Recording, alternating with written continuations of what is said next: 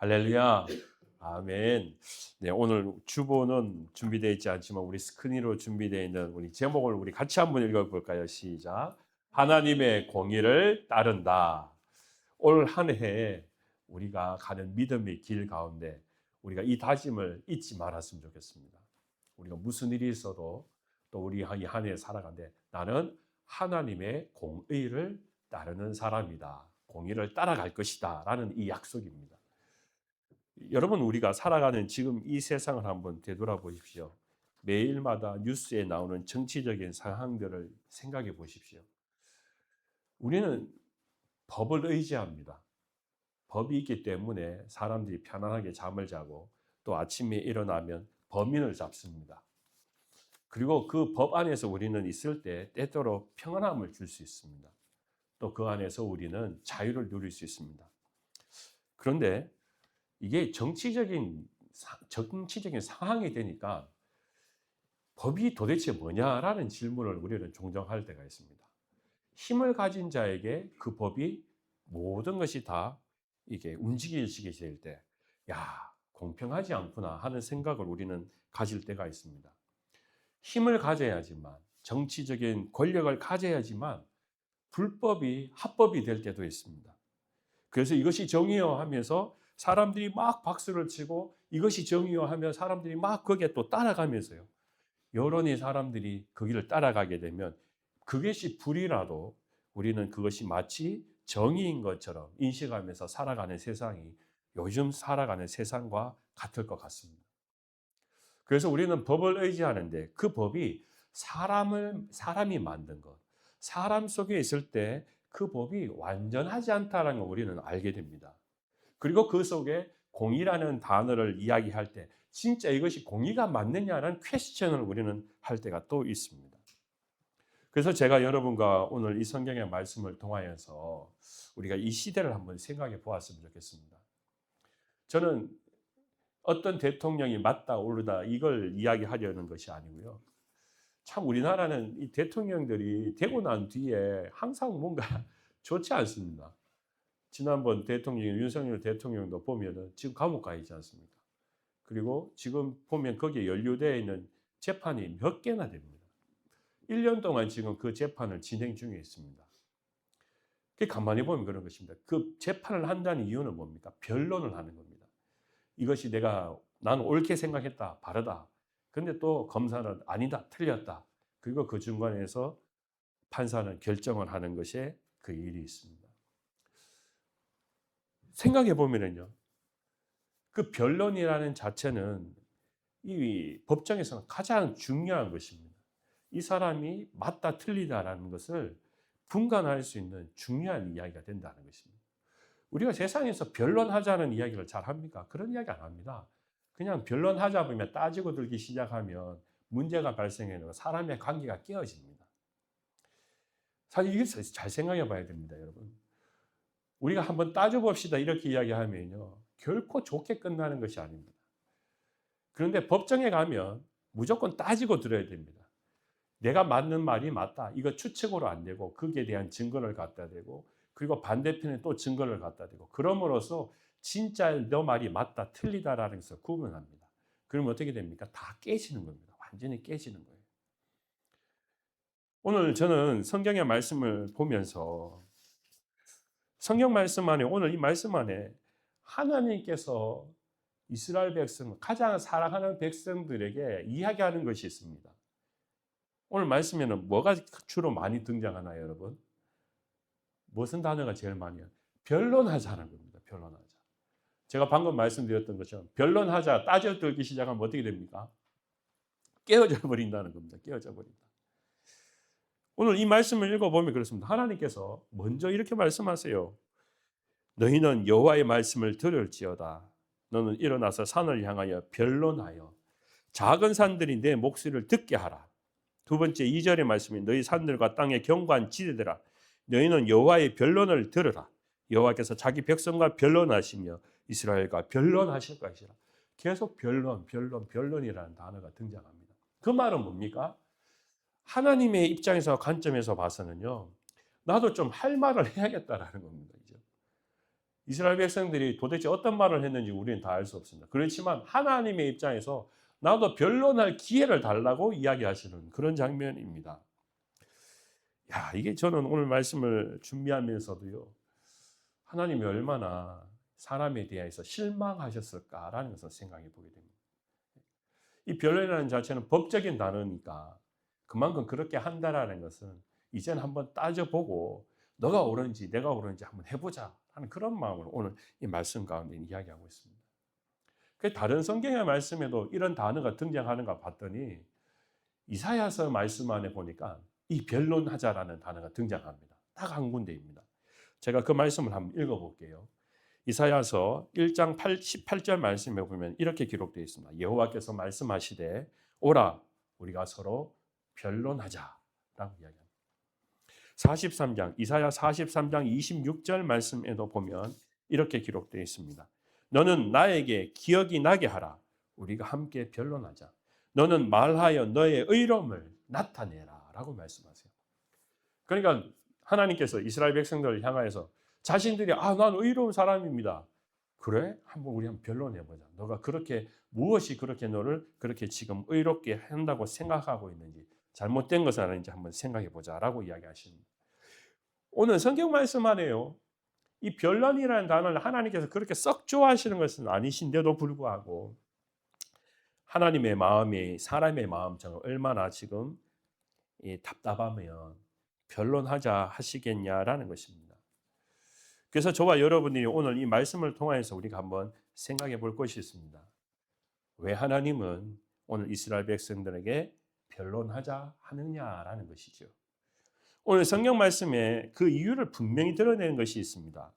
그것은 마지막 우리가 결단해야 되는 말씀입니다. 그것은 8절 말씀이죠. 제가 다시 한번 읽어보겠습니다. 사람아, 주께서 선한 것이 무엇임을 내게 보이셨나니 여호와께서 내게 구하시는 것은 오직 정의를 행하며 인자를 사랑하며 겸손하게 내 하나님과 함께 행하는 것이 아니냐. 행하는 것이다라고 이야기하는 것입니다. 우리가 그리스도인으로 살아가면서 잊지 말아야 되는 것이 바로 이것이다라고 하나님께서 이야기합니다. 그런데 그 길에서 벗어나 있으니까 하나님께서 우리 한번 변론해보자라고 이야기합니다. 그게 이 말씀 안에 가장 큰 것이 무엇이냐라고 들여다본다면 그것은 바로 공의라는 겁니다. 하나님의 공의를 너희가 벗어났다라고 말씀하는 겁니다. 즉 이스라엘 백성들은 이렇게 이야기할 수 있습니다. 세상에 하나님의 공의가 어디 있습니까? 나는 살아가다가 보니까 하나님을 믿고 살아가는데 눈 씻고 봐도 난 하나님의 공의를 경험해 본 적이 없습니다. 그런 사람이 있지 않겠습니까? 이제? 너무 억울한 일을 많이 당해본 사람, 누군가에게 사기를 많이 당해본 사람, 여기 가서 사업하다가 누구한테 사기를 당하고 저기 가서 사람한테 사기를 당하고 그러다 보니까 난 하나님 믿는 사람인데 어떻게 하나님께서 나에게는 공의가 이렇게 안 전해지는지, 나는 왜 이렇게 자꾸 억울한 일만 당하는지 나는 정말 너무 힘듭니다. 하나님 공의가 어디 있습니까? 그렇게 질문하는 사람도 있을 수 있습니다. 그러면 우리는 어떻게 대답합니까? 성경의 말씀에 하나님의 공의가 잘못된 것이냐?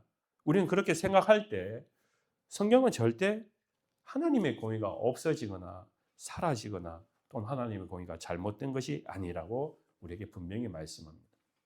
그래서 우리는 때때로 성경의 말씀이 잘 안 와닿을 때가 있습니다. 목회자가 오늘 제가 말씀 나누는 것처럼 하나님의 공의를 이야기하는데 내가 살아가는 삶 속에서는 하나님의 공의가 안 보이는 것 같은데 계속 교회에서는 목사님이 설교단에서 하나님의 공의는 살아있습니다. 정의는 살아있습니다 하면 그 30분 설교, 40분 설교가 다 뜬구름 잡는 소리가 되는 거죠. 아니, 없는데 무슨 목사님이 하나님의 정의가 살아있다고 그러느냐.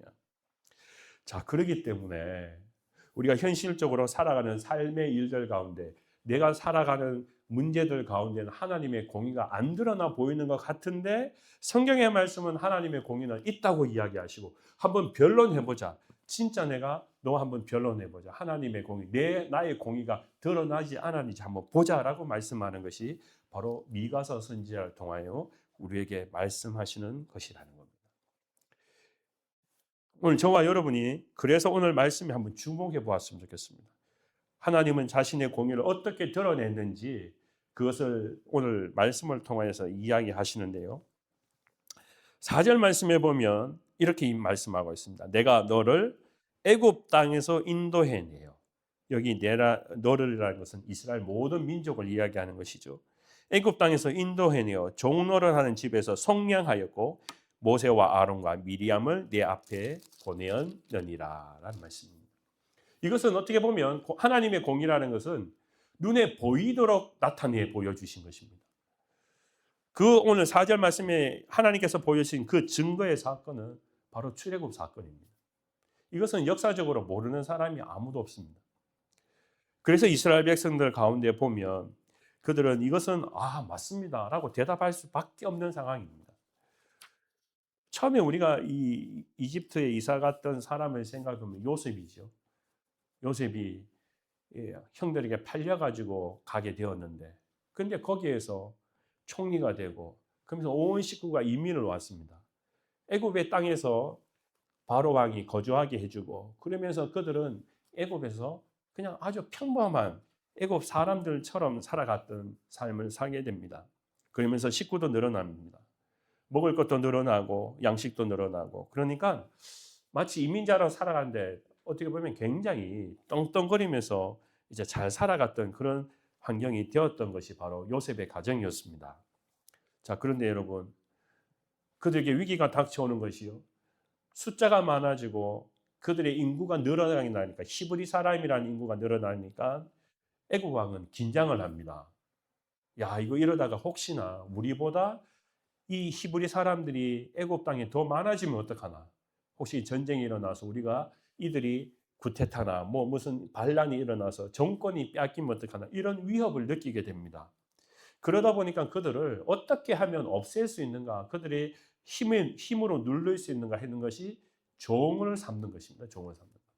지금까지는 자유를 줬다면 이제 종으로서 그들을 가두고 그들이 아무런 권력을 가지지 않고 우리의 지배 아래 만들게끔 하는 것이었습니다.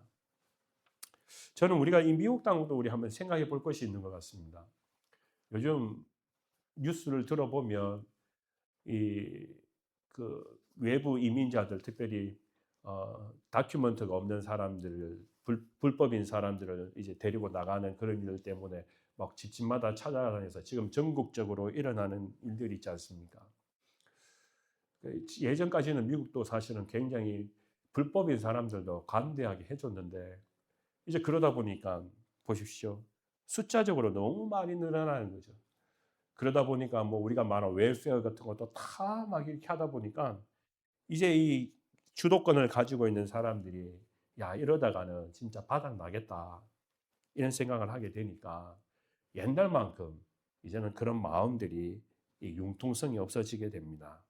그리고 그러다 보면 점점점, 특별히 어떤 특정 다수를 이야기하기에는 불편하겠지만, 그럼에도 불구하고 히스패닉 사람들의 숫자가 증가하다 보면은 이제 이 미국 땅이 자칫 잘못하면 히스패닉 사람들이 훨씬 더 이 인구수로 늘어나서 어떤 일이 일어나지 않을까 하는 그런 긴장감도 사실 가지고 있습니다.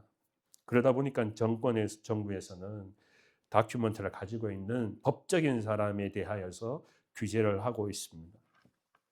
이것은 미국만의 문제가 아닙니다. 사실 성경 말씀에 보면 애굽에 이사 갔던 요셉의 식구들에게도 있었던 역사적인 사건입니다.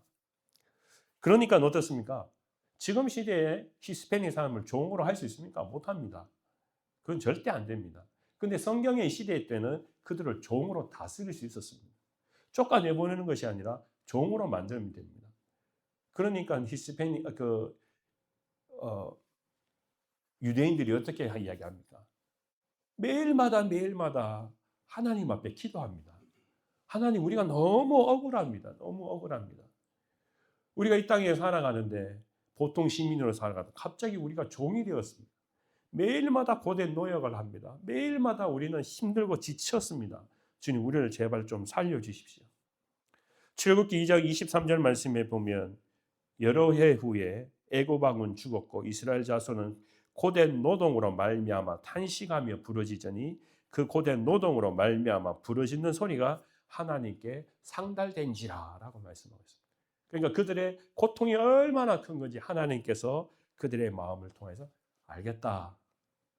그리고 하나님께서 그때부터 역사를 다시 써가시기 시작합니다. 그것은 바로 모세와 오늘 아론과 미리암을 부르셔가지고 그들을 리더로 삼으시고 출애굽하게 하신 사건이었습니다. 그들을 고통과 아픔에서 면제케 하시며 세계를 통하여서 하나님이 세우시는 공의, 하나님의 새로운 의를 따라갈 수 있는 출애굽의 사건으로 그들을 보여주셨습니다. 그러니까 이것은 그들의 눈에 아무도 아닙니다라고 이야기할 수 없습니다. 그것이 역사적인 사건을 하나님께서 그 길을 열어주셨으니까요. 때때로 우리에게 하나님의 공의는 그렇게 보여질 수 있습니다.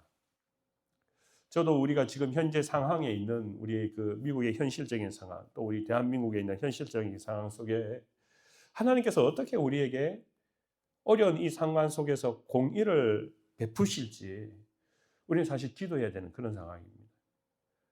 누구의 힘을 가지고 있어서 이 힘만 따라가면 막 불법이 정의로 바뀌는 이런 세상 속에서 하나님의 공의가 어떻게 우리의 눈 앞에 보일는지, 그게 어떻게 드러내 보여주실는지 우리는 그런 일들을 위해서 성경에서 역사하시는 일들을 우리도 기대하면서 또 우리가 기도해야 되는 것이 바로 우리 그리스도인의 책임입니다.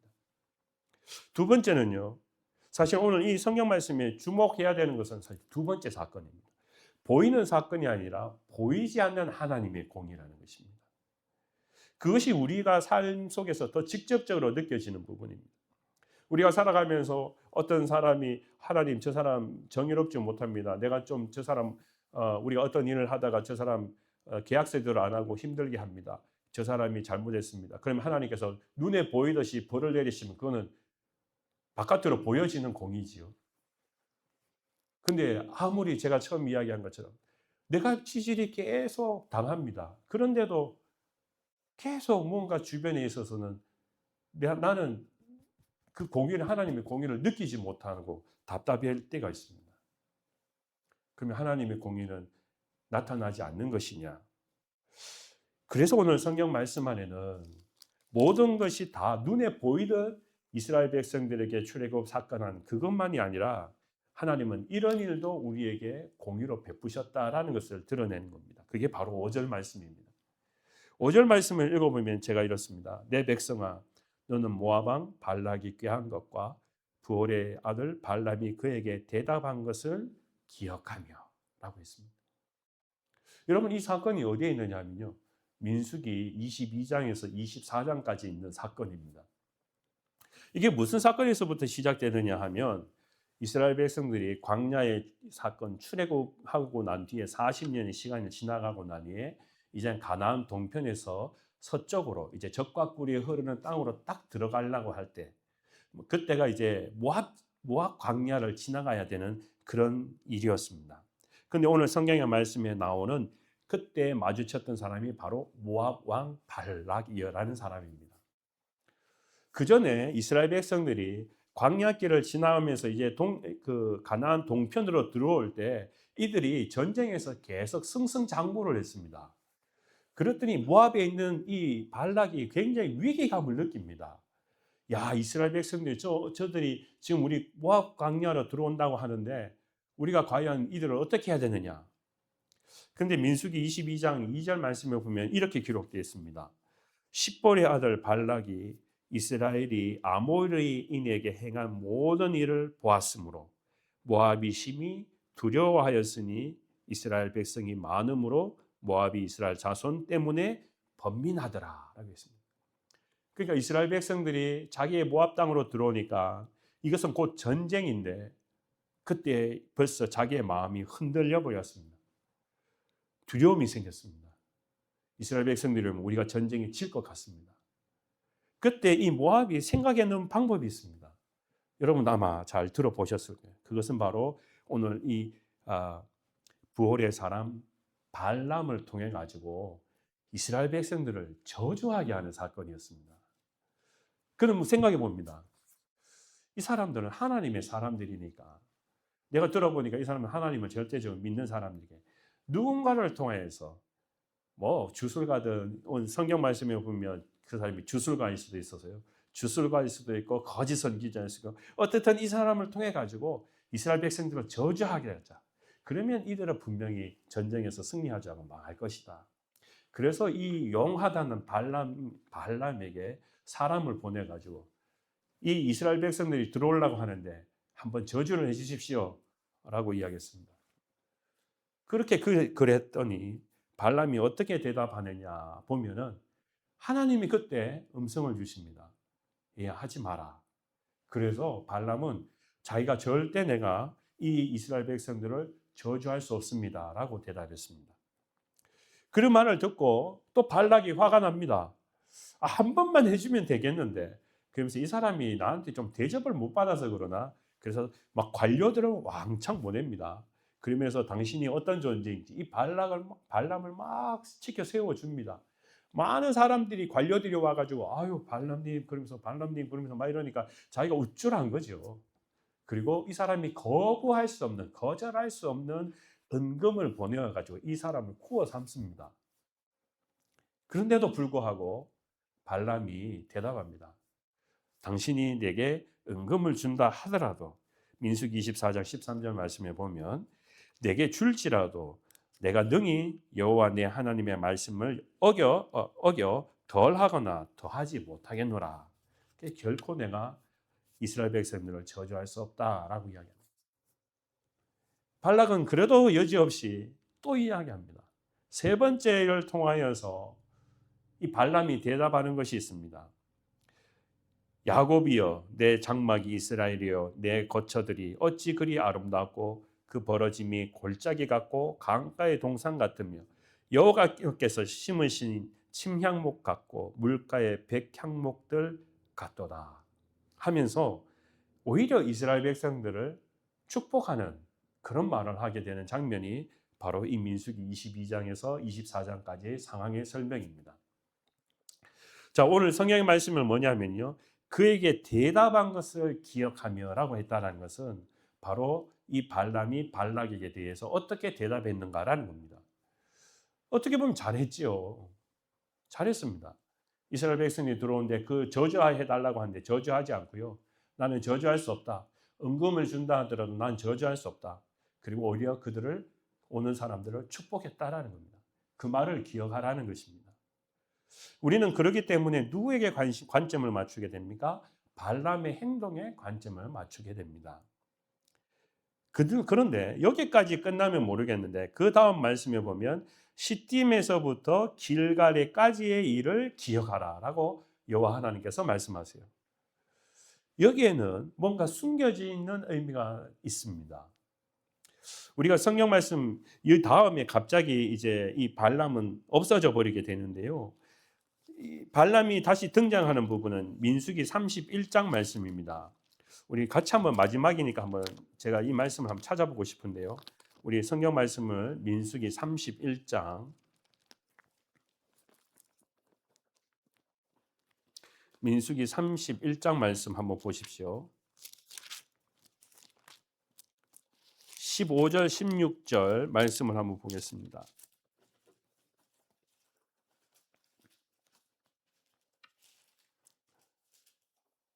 우리 같이 한번 읽어볼까요? 15절 16절 시작. 모세가 그들에게 이르되 너희가 여자들을 다 살려두었느냐 보라 이들이 발람의 꾀를 따라 이스라엘 자손을 부올의 사건에서 여호와 앞에 범죄하여 여호와의 회중 가운데서 연병이 일어나게 하였느니라. 여기에 뭐라고 이야기합니까? 누구 때문에요? 발람 때문에요. 발람 때문에 이스라엘 백성들이 남자들이 연병에 죽게 되는 사건이 벌어졌습니다. 그게 바로 우리가 읽지는 않았지만 민수기 25장 사건에 보면 시딤에 이스라엘 백성들이 있을 때라고 했습니다. 근데 그 자리에서 모압 여인들과 행음하는 그러니까 그들과 함께 어떤 성적인 잘못된 일들을 하는 히브리 사람 남자들이 발생하게 됩니다. 그리고 뭐라고 이야기하면 이 여인들이 너무 아름답고 예쁘니까 그 여인들이 이야기합니다. 우리 신에게 가고 예배합시다. 그래서 알겠다고 같이 가서 내가 만날게 하고 쫓아가는 모습을 보게 됩니다. 근데 그 사건 안에는 발람이란 이름이 하나도 등장하지 않습니다.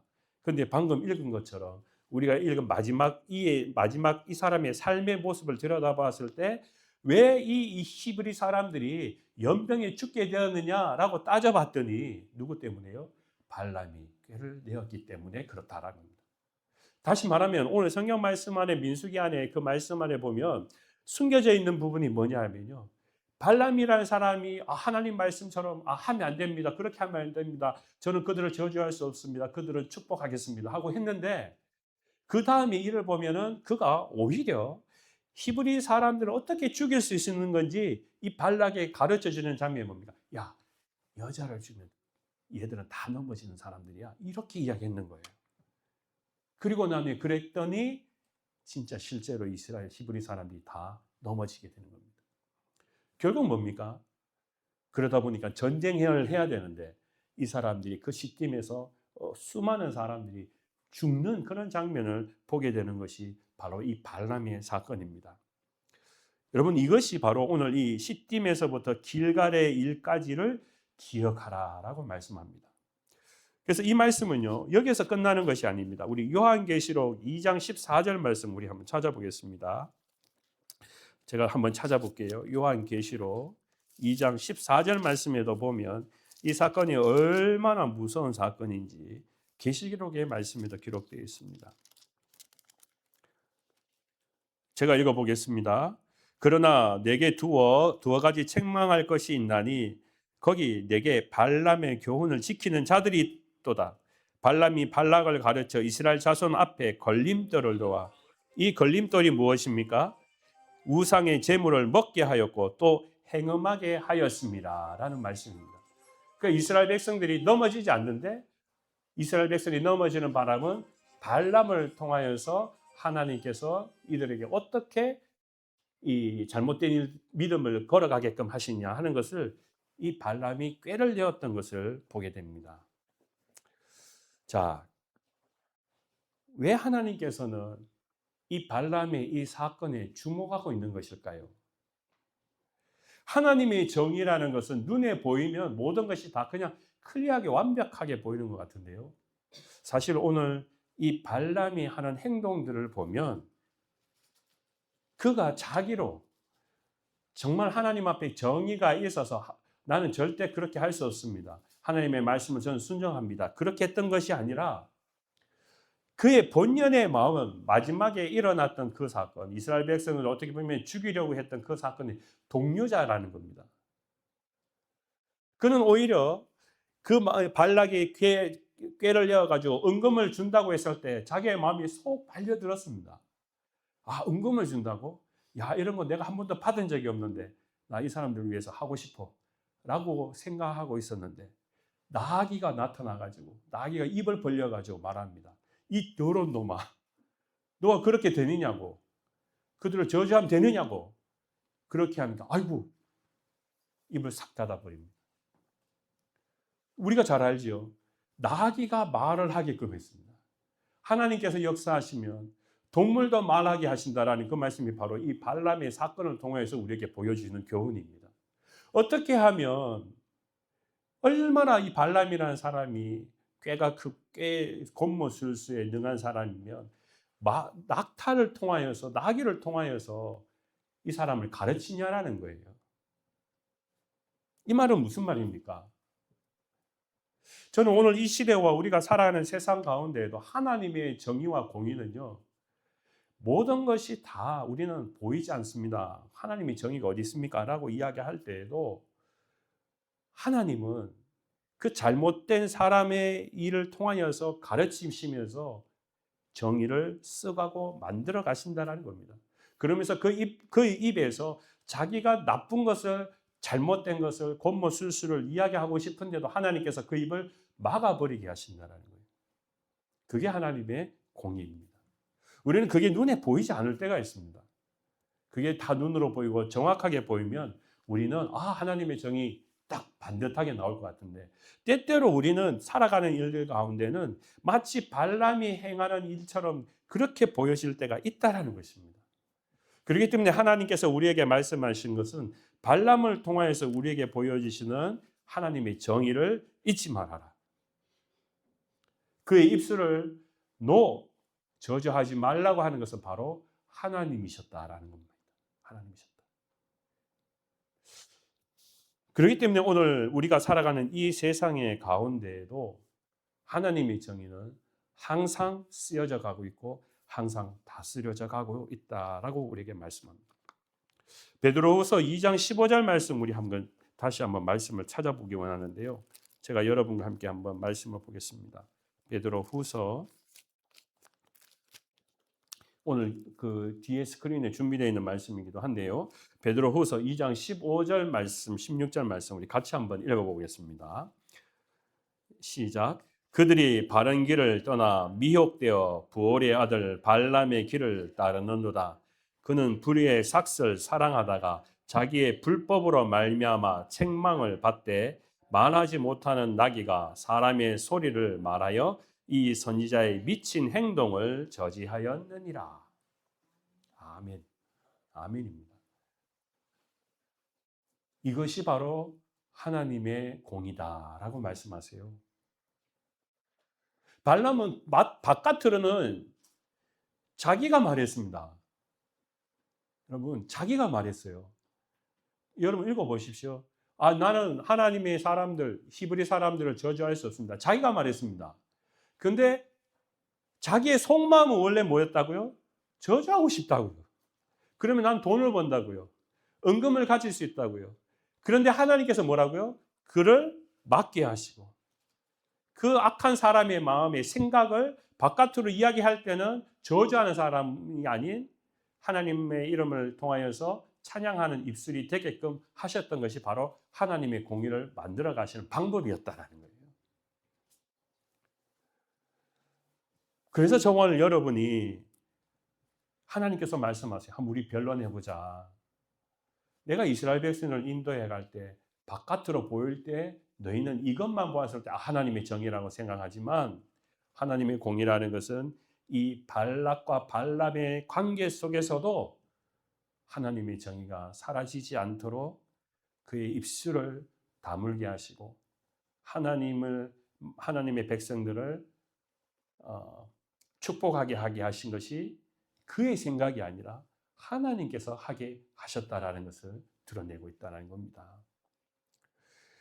그래서 저와 여러분들이 우리가 기억할 때는요, 이 발람의 사건을 통하여서 발람은 거짓 선지자라서 사악한 꾀와 저주 속에서도 하나님께서 친히 개입하셔서 자기 백성을 지키시고 보호하셨다는 겁니다. 저는 우리 이 시대에도 하나님께서 그렇게 개입하실 줄 믿습니다. 하나님은요, 그냥 시계를 만들어 놓으시고 시계가 어떻게 돌아가든지 난 상관없다 하시는 분이 아니십니다. 여러분이 기술이 있으셔서 어떤 돌아가는 기계를 하나 만들거나 시계를 만들었다고 가정해 보십시오. 시계를 만든 사람이 그 만들어 놓은 것을 자기 일이 역할이 끝나는 겁니까? 아닐 거예요. 그게 잘 돌아가는지 태엽은 감겨 있는지 아니면 약을 줘야 되는지 그냥 그대로 가만히 있으면 그걸 가만히 놔두는 것이 아니라 돌아가게끔 그 평상시처럼 자기가 만들어낸 대로 순리대로 돌아가게끔 작동케 되게끔 하는 것이 바로 주인의 마음입니다. 그런데 그것이 꼭 사람들이 봤을 때는 눈에 보이게끔만 하는 것이 공의가 아니라 하나님의 보이지 않는 손을 통하여서 역사하시는 것이 바로 그것도 하나님의 공의라는 것입니다. 저와 여러분의 삶 가운데도 하나님의 공의는 그렇게 살아있을 때가 무척 많습니다. 그래서 우리는 시간이 지나고 난 뒤에야 우리는 깨달을 때가 있습니다. 이것이 하나님의 정의와 공의였구나.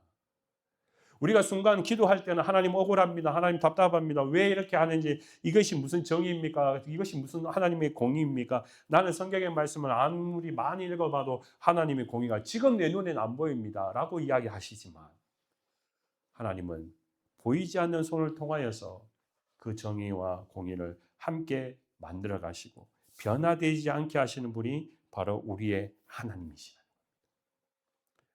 하나님께서는 그렇기 때문에 우리에게도 그 사명을 지켜가라고 오늘 말씀해 보면 말씀하세요. 하나님께서는 이렇게 말씀하세요. 오늘 6절과 7절의 말씀에 보면 우리가 하나님 앞에 어떻게 경배할까? 내가 번제물로 1년 된 송아지를 가지고 하나님 앞에 나아갈까? 하나님 그거 기뻐하시지 않겠냐? 맞습니다. 우리는 그것을 하나님 앞에 더욱 감사의 마음으로 고백하는, 송아지를 드리면서 기뻐하며 하나님 찬양하는 거 얼마나 중요합니까? 또 오늘 말씀해 보면 여호와께서 천천의 수양이나 만만의 강물 같은 기름, 그 올리브유를 하나님 앞에 드리는 거, 그거 얼마나 하나님께서 기뻐하시겠냐? 맞습니다. 심지어 어떤 사람은 내가 죄가 있는데 내 양을 드리는 것보다 내 자식을 바치고 싶습니다 하면서 그렇게 자기의 마음을 결단했던 것, 그것도 하나님께서 얼마나 기뻐하시느냐는 겁니다. 다 기뻐하실 일입니다. 그런데 하나님께서 가장 기뻐하시는 것이 무엇이냐? 오늘 8절 말씀에 이야기하실 때에 여호와께서 내게 구하는 것은 오직 정의를 행하며 인자를 사랑하며 겸손하게 내 하나님과 함께 행하는 것이다 라고 우리에게 말씀합니다. 그렇기 때문에 저는 우리가 때때로는 불법인 우리 사회 속에 살아가더라도 우리는 그 불법 속에서 하나님 앞에 하나님의 그 존재를 우리가 없다 하거나 또는 그런 사람들이 말하는 것에 대해서 현혹되지 않습니다. 오늘 이 성경의 말씀 우리가 분명히 기억해 보면 하나님께서는 계속 우리의 역사를 써가시고 계시다는 것을 저는 믿습니다. 오늘 저와 여러분들은요, 그 하나님의 공의를 함께 지켜가는 일에 우리를 부르셨습니다. 세상이 다 썩어져 문드러져 가도 하나님의 땅을, 하나님의 공의를 세워갈 수 있는 사람들을 통하여서 저와 여러분들이 그 일들을 감당하라고 오늘 저에게 미가야 선지자를 통하여 말씀하고 있습니다. 이 경영학의 일 가운데 보면은요, 이 80대 20이라는 법칙이 있습니다. 그 책을 보면 이렇습니다. 100% 중에 20%의 사람이 80%가 되는 사람들을 위해서 물건을 만들어낸다는 것입니다. 주로 모든 물건들은요, 20%의 노동자들이, 사람들이 대다수의 모든 물건들을 다 만들어낸다는 겁니다. 뭐 저도 그렇습니다. 저도 뭐 자동차를 만들어내는 건 한 번도 없습니다.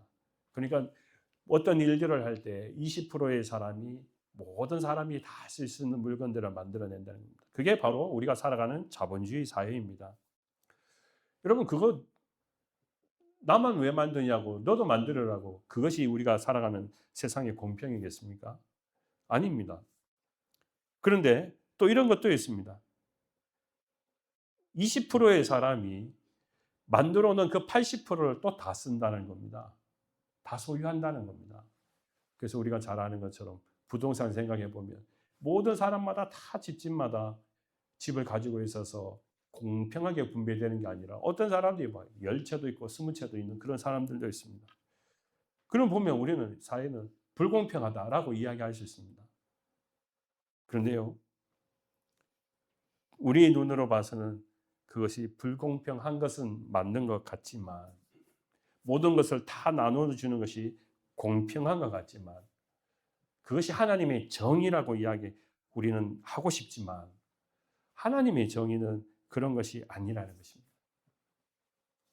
하나님의 정의는 더 많이 있는 사람이 그것을 빼앗아 가지고 다른 사람에게 나누어주고 없는 사람에게 한씩 나누어주는 게 그게 정의가 아니라, 많이 있다면 자기 스스로 자기의 마음에서 내가 누린 자지, 그것을 자원하여서 내려놓는 것, 그게 바로 하나님의 공의를 써가는 방식입니다. 그러니까 우리가 이 민주주의에 살아가면서 누구를 빼앗는 것은 말이 안 되죠. 그런데 희한하게도 보면 그리스도인들이 이거 내가 사회에 환원하겠습니다. 이거 제가 많은 것 같습니다. 이거 좀 내려놓겠습니다. 그래서 타인들을 돕습니다. 교회도 마찬가지입니다. 그렇기 때문에 우리가 교회가 모든 것을 다 가지고 우리끼리 잘 먹고 잘 살자는 것이 아니라, 우리가 있는 것 같습니다. 우리가 이것을 나누겠습니다.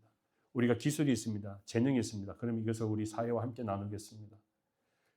하나님의 공의라는 것은 교회 공동체를 통하여서, 우리의 신앙의 공동체를 통하여서, 나의 신앙을 통하여서 함께 나누는 것은, 이야기하는 것은 무조건 누군가 압제를 통해서 나누는 것이 아니라 내 속에 자원하여서 나누는 그런 마음이 바로 진실된 공의를 실천하는 것이라는 것이죠. 그래서 목사도 마찬가지입니다. 여러분 헌금하세요. 그거는 공의가 아닙니다. 그죠? 아 집사님이면 헌금하셔야죠. 장로님이면 얼마큼 헌금하셔야. 아 우리 교회 재정이 이렇게 되어 있는데 이걸 안 하면 됩니까?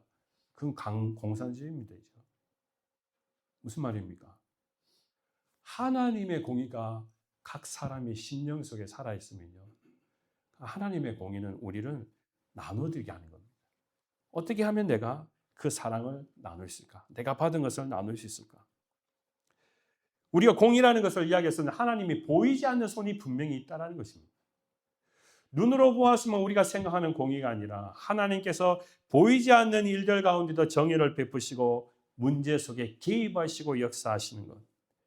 그것은 바로 우리 그리스도인들이 이 사회 속에서 누룩처럼 살아가야 된다. 빛과 소금이 되어야 된다는 그 소금의 역할 속에 바로 공의가 역사하도록 살아가도록 하는 것이 바로 하나님의 뜻이라는 거예요. 그러니까 우리가 살아가는 이 공의라는 것은 눈에 보이는 것만이 아닙니다. 여러분 우리가 모든 사람들이 여러분이 다 신문에 나는 일들로 교회 이름을 자랑하고 내 신앙이 이런 것입니다. 그렇게만 이야기하는 것만이 공의가 아닙니다. 우리가 때때로 보이지 않는 일들 가운데에도 내가 그리스도인으로 공의를 베풀어 가면서 살아가는 것.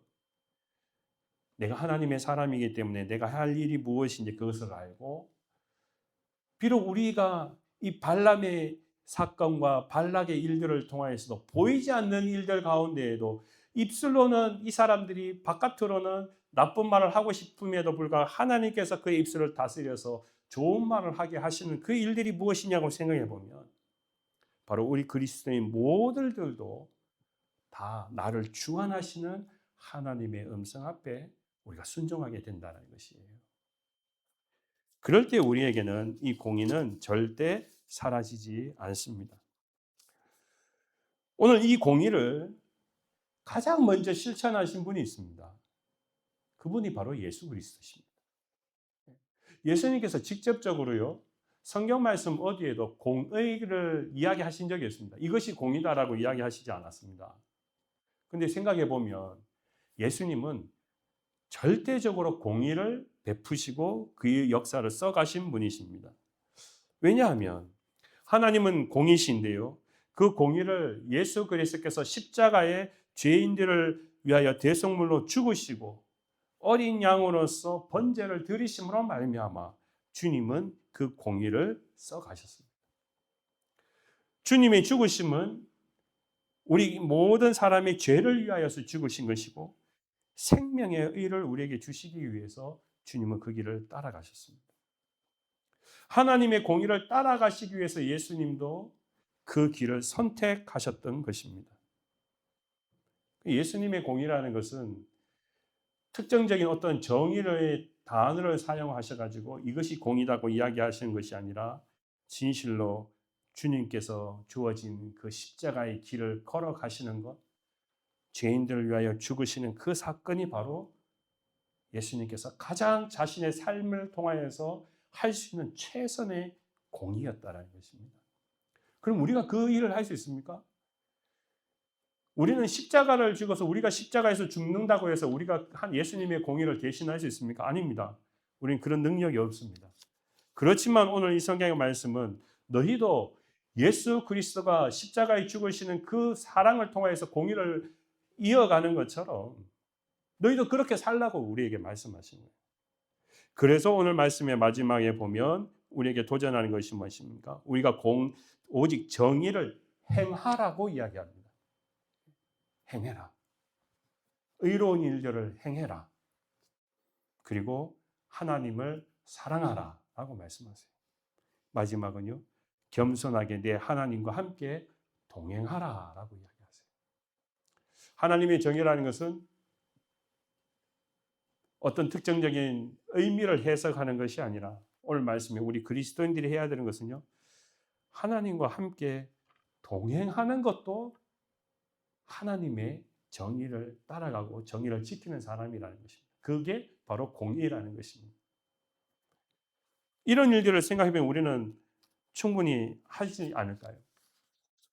우리는 엄청나게 큰 숙제를, 공의라는 숙제를 가지고 살아가는 것이 아니라 우리는 매일마다 하나님과 함께 살아가는 일들 가운데 집중합니다. 그리고 우리는 기도합니다. 가정을 위해서 기도하고, 가정을 또 우리가 직장을 위해 기도합니다. 사회 여러 가지 문제를 위하여 기도합니다. 그것도 바로 우리가 할 수 있는 공의의 최선의 방법이라는 것이에요. 우리가 공의라는 것을 그냥 눈으로 보고 지나치고 이건 나하고 상관없습니다. 밥 먹는 일하고 상관없으니까 이거는 뭐 남의 일이고 내 일이 아니다. 아니라는 겁니다. 하나님의 공의라는 것은 하나님께서 어디에 관점을 두고 있는지 그 일들을 내가 보이지 않는 일들 같지만 그 일들을 위해서 내가 최선을 다해서 마음을 두고 생각하는 것, 그것이 바로 하나님과 동행하는 공의가 될 것입니다. 오늘 저와 여러분들은 이 성경의 말씀을 통하여서 나와 변론하지 않은 이 하나님의 마음을 더 깊이 생각해 보기를 원합니다. 하나님의 공의는 절대로 식어지거나 없어지지 않습니다. 비록 발락과 발람 같은 어리석은 자들이 꾀를 부리고 술수를 부려도 하나님께서는 그들의 입술이 그들이 생각대로 가지 않게끔 하시는 분이 바로 하나님의 정의입니다. 우리 사회도 또 우리 교회 공동체도 또 여러분의 가정도 그 하나님의 공의가 지키시고 복을 주실 줄 믿습니다. 이 한 주 저도 여러분들도 더욱 하나님의 공의와 함께 동행하는 믿음의 교우님들 다 되시길 주님이라고 축원합니다.